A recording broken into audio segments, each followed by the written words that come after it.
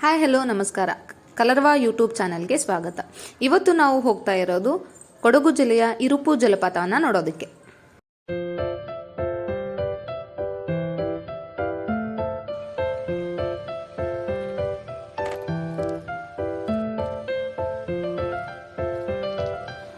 ಈ ಫಾಲ್ಸ್ಗೆ ಹೋಗಬೇಕು ಅಂದರೆ ಪ್ರೈವೇಟ್ ವೆಹಿಕಲ್ಸ್ ಆಪ್ಟ್ ಮಾಡೋದು ಸೂಕ್ತ.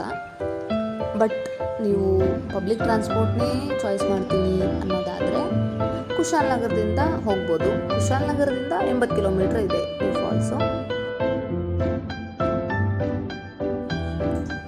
ಈ ಫಾಲ್ಸ್ ಸುತ್ತಮುತ್ತ ಪರಿಸರ ತುಂಬ ಚೆನ್ನಾಗಿದೆ.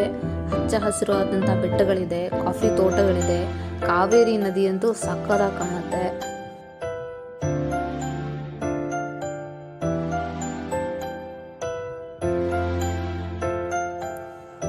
ನೈಸರ್ಗಿಕ ಸೌಂದರ್ಯದಿಂದ ತುಂಬಿ ಹರಿತಾ ಇರುವಂತಹ ಈ ಜಲಪಾತ ಕಾವೇರಿ ನದಿಯ ಉಪನದಿಯಾದ ಲಕ್ಷ್ಮಣ ತೀರ್ಥ ನದಿಯ ಮೇಲೆ ಇರುವಂತಹ ಪ್ಲೇಸ್ಗಳಲ್ಲಿ ಒಂದು ಅಟ್ರಾಕ್ಟಿವ್ ಆಗಿರುವಂತಹ ಪ್ಲೇಸ್ ಅಂತ ಕೂಡ ಹೇಳ್ಬೋದು.